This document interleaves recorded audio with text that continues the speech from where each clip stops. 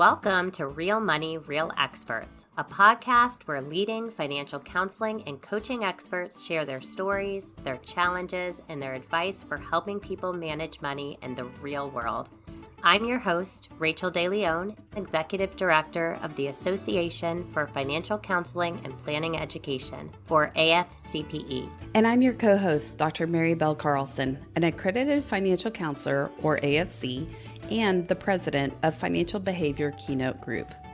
Every episode, we're taking a deep dive in the topics that personal finance professionals care about, helping clients, building community, and your professional growth.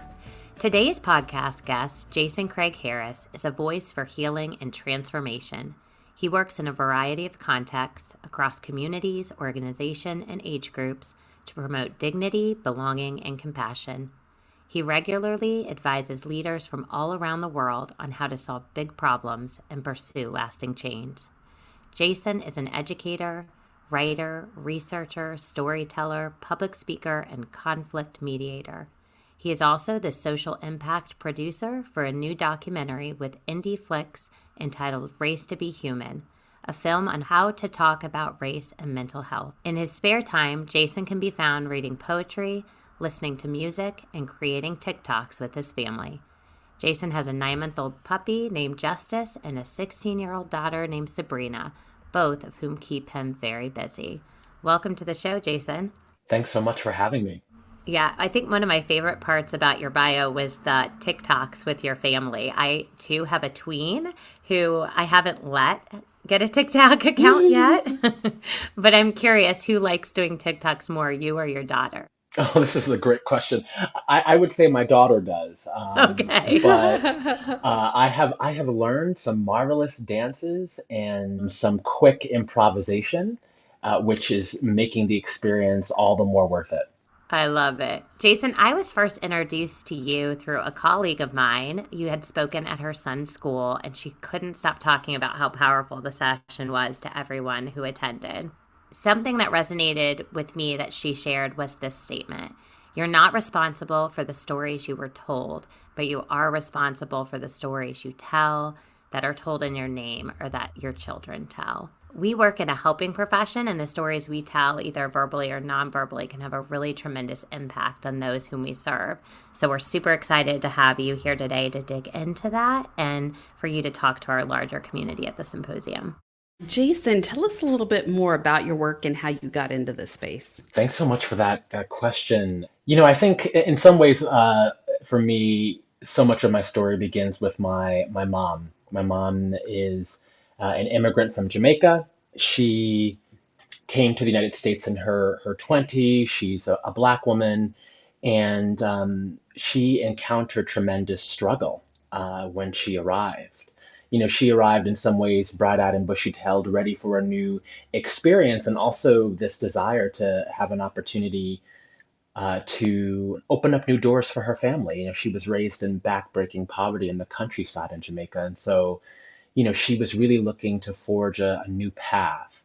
But she encountered incredible challenge, really, at the intersection of race and gender and even, her own lack of formal education. She didn't graduate from high school. And so, the world was not always so kind to her. She experienced some kindnesses and, empathy from others, but she also experienced sometimes overt discrimination and often subtle forms of discrimination. So for example, she was a native speaker of English, but she speaks English in a Jamaican accent, which was unfamiliar to many of her American counterparts. And at times, it was assumed that she lacked intelligence. It was assumed that she, did not understand her American English counterparts who were speaking with her. And so they sometimes would speak more slowly, or they would ask her to repeat phrases. And at some point, she internalized this notion that maybe she wasn't as valuable as she thought she was. So growing up with my mom, I learned a lot then about the impact. I learned a lot about the impact of other people's assumptions and stories, and how other people's assumptions and stories can certainly give us that kind of endorphin boost that we need, right? To uplift us, to celebrate us, to affirm us, or could do the exact opposite. And so I would say that my own curiosity around storytelling and stereotypes and assumptions and snap judgments really emerges in my own study of my mom's experience. So all of what I do today is grounded in my deep desire to create communities of dignity and belonging, accountability, and compassion. So I first started, professionally speaking, really, it was in college. I started facilitating conversations and dialogues when I was in college across lines of difference to promote understanding, to wrestle with hard issues. And that sort of launched for me what has been, several decades of deep commitment to opening spaces for folks to learn things that they might not know otherwise about those around them, right? To question our own assumptions by connecting with folks who are just as human as we are, just as strong, just as frail, just as loving, and just as complicated. So from college, I studied religion and African American studies and got really interested in the power of dialogue. I ended up going off to do a 3-year master's program in religion, ethics, and cultural studies because I found religion to be such a fascinating component of the human experience, either religion being the cause for acts of generosity or religion being the cause of the exact opposite, acts of violence and acts of exclusion. And during that period of time, I started working at a nonprofit that was really a think tank trying to generate new ideas around belonging and connection across human difference. And at some point during that time, I really discovered this passion for translating complex ideas that I had been reading about and researching, into digestible, accessible components that could be spread to a larger audience. And so I would just say that I found a passion for educating, and I ended up teaching for some years and doing some lecturing, and then at some point transitioned into the space of consulting. But that base of the deep commitment to dignity and belonging, and that comes from my own lived experience and a deep desire to translate complex ideas into digestible components really is the inspiration for me. I really love the story of your mother. It's like a hard to hear, but really you've internalized so many things. And I'm just wondering too, you saw that, I'm assuming, at a very young age. And are there some memories or some areas that you can go back and say, hey, this is where I knew that I wanted to make a change or a difference from some of those experiences that your mother lived through? It's a powerful question. And I think one of the things that was most powerful for me growing up is at times seeing an unkind world sort of displayed in relationship with my mom, and then seeing her respond with incredible generosity and care for those around her.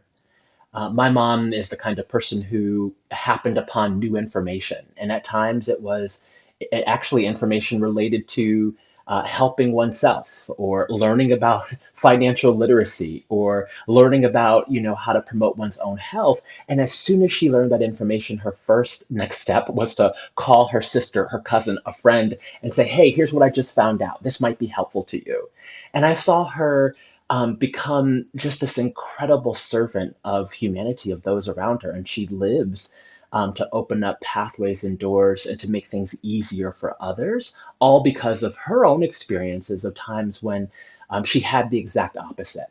So, for example, I remember when I was in grade school, my mom owned an in-home daycare. And it was just me and mom and these beautiful kids, my surrogate siblings, if you will.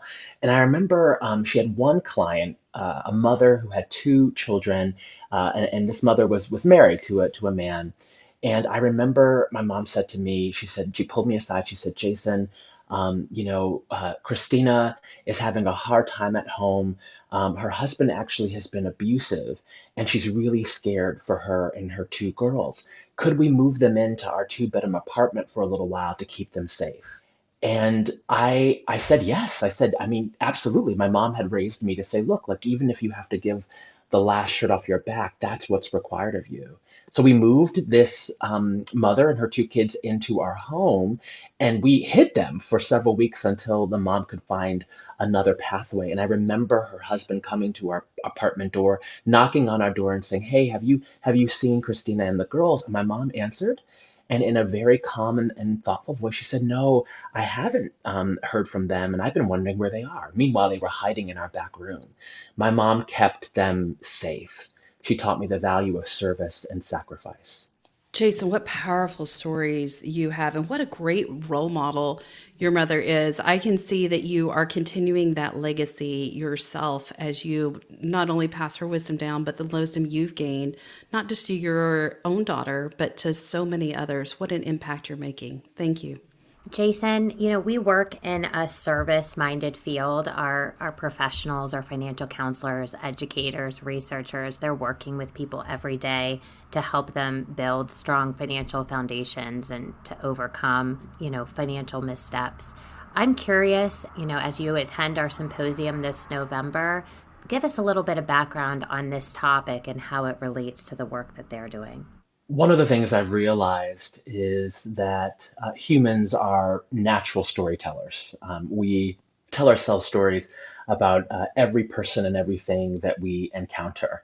We make quick associations, our brains prioritize efficiency, and so storytelling is one of the ways that we're able to move quickly throughout our day. I mean, in fact, there are things that we don't even think about doing because we offload them to our automatic brain. I brush my teeth every day. I use Listerine, and my spouse thanks me, and I don't even think about doing, and I don't even think about doing that, right? I just do it automatically. What we know is that sometimes we tell stories about other folks in automatic ways without our conscious awareness, and sometimes those stories aren't as generous as they could be. And what typically happens is that when we meet someone, we quickly try to make sense of who we think they might be. And it happens almost automatically. And it's shaped by many of the ideas that we've learned over the course of our lifetime about who different groups of people are.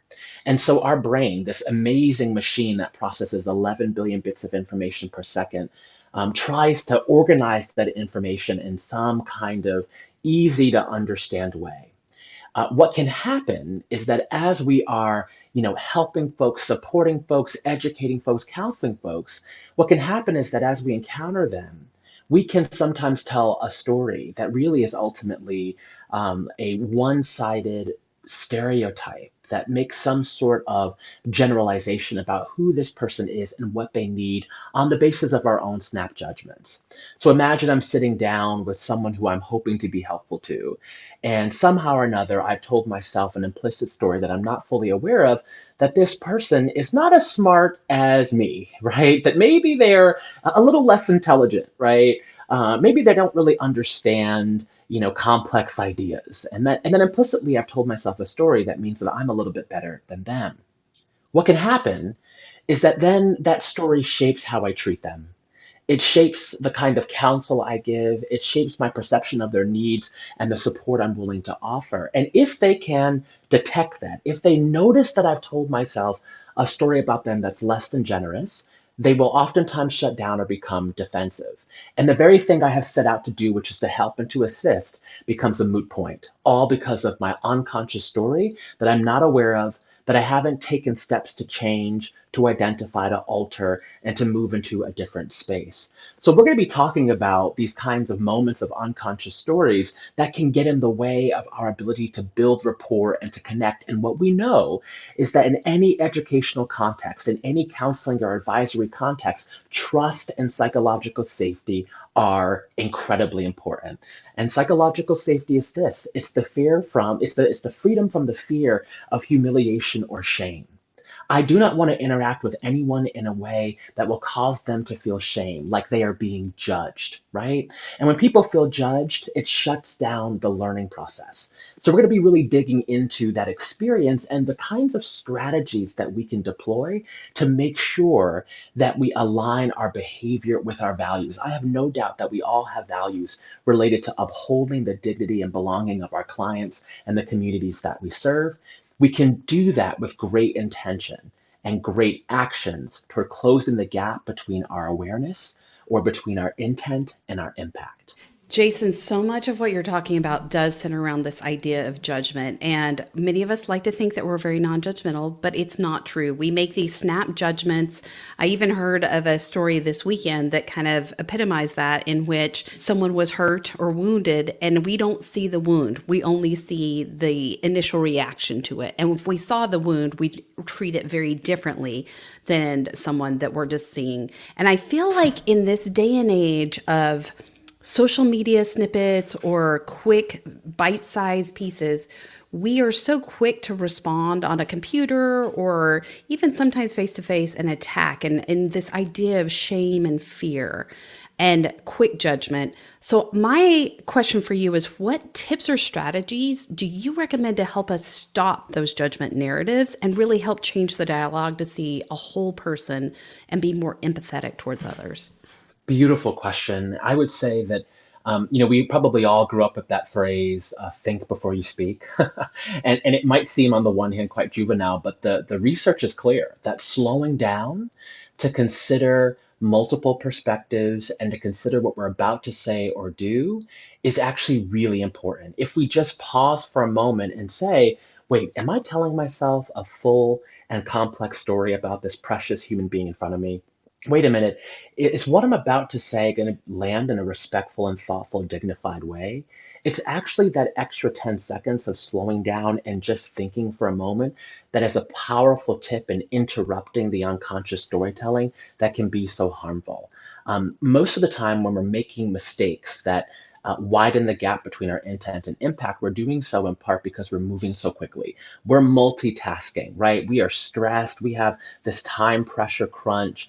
But what happens is that in those moments, our cognitive resources get depleted. Our cognitive bandwidth it can be amazing, but when it's divided between all these different tasks, it's really hard for us to put our best foot forward. So I oftentimes recommend slowing down and pausing, setting an intention for how you want to come across in the interaction. Number two is what we call individuation. And individuation is perceiving the person in front of you as an individual with their own unique stories and characteristics and sets of experiences. They are not simply a representative of a particular group of people, right? They are not their race, their gender, their sexuality, their socioeconomic status, their ability or disability. They are who they are and in full and as a complete self.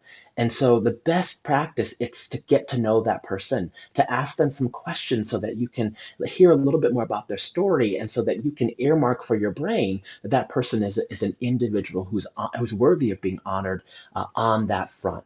In fact, Susan Fisk's research suggests that even if you just ask yourself, I wonder if the person in front of me likes broccoli or carrots, it will signal to your brain that that person is an individual, not a representative of the group. And the last thing is something that you've already said, which is empathy. The truth is, when we engage in perspective taking, we decenter ourselves and we center the other person. And that strategy of saying, I wonder how this other person is experiencing this moment can reduce the psychological distance between you and them and make it far more likely that you'll engage in a dignified and respectful way, and far less likely that you'll resort to stereotypes. Jason, at the end of every interview, we like to ask our guests to share their 2 cents. If you had one piece of advice to leave with our listeners, what would it be? I believe that we need a revolution of compassion. And compassion for me is an evolution of empathy. Empathy is our ability to identify the feelings that folks might be experiencing and the needs that might be behind them. But compassion takes us a step further. It says not only do we try to recognize the feelings and the needs, but we try to meet those needs with humility and grace. Jason, this has been incredible. I'm looking forward to your keynote at the symposium this year. And thank you so much for joining us on the show today. Can you please tell our listeners where they can connect with you? Thank you so much. Folks are welcome to connect with me on LinkedIn. My profile is under the name Jason Craige Harris. I would love to hear from symposium participants, and I'd love to engage in conversation. Thank you. Rachel, what a treat. I am so excited to hear more from Jason at the symposium this year. One of the ideas that I'm looking forward to hearing more about is this idea of, he said, revolution of compassion. And that is so interesting to me, of how we can really help engage others through our own compassion. I don't think that we talk about these things so much, right? We hear about empathy some, we talk about compassion, but we really like to dive into the numbers often and run people's plans and tell them what to do. But really behind it all is the person and the human side. And compassion is such an important component of that. And so I'm really looking forward to hearing more of what he has to say about that. The other part that resonated with me is slowing down myself and really thinking through how your narrative is going to come across to someone. I am one of those that often speaks from the hip, as they like to say. And I don't often think, oh, how will this other person take it? And I liked in his interview, he even showed us how to do that in his narrative. There were moments that he paused to reflect and think how he wanted to answer that question. And so it made me realize, as a professional, we don't have to jump in every time and always have the answers. We can take a moment or two to pause and make sure that our dialogue is coming across as engaging, non-judgmental, and really compassionate towards others. And that's what's going to be a key change to our clients or anyone else we engage with. Yeah, Jason is fantastic, and I'm really excited to bring him at an even greater level to the symposium this year. I think the information that he shares is so important to the work that our professionals do with clients, but it also is shaping for the work or the way we interact with family members and friends and coworkers. The strategies and the applications are just so relevant to the way we live our lives. And I agree. It's funny. The things I wrote down were very similar to you. But the other thing is just when sitting with a client or when sitting in conversation, just remembering to center the other person, kind of that slowing down period reminds you that they are a person with their own stories and their own lived experiences, and letting them share that story with you rather than, pushing your own story onto them. And so really excited to have Jason join us this November to continue these conversations.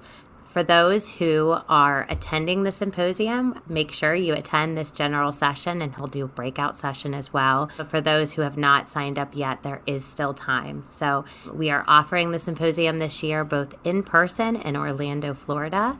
What better place to be in November than sunny Orlando? But we'll also have an online option as well. And so we're meeting you where you are this November, and we encourage you to join us.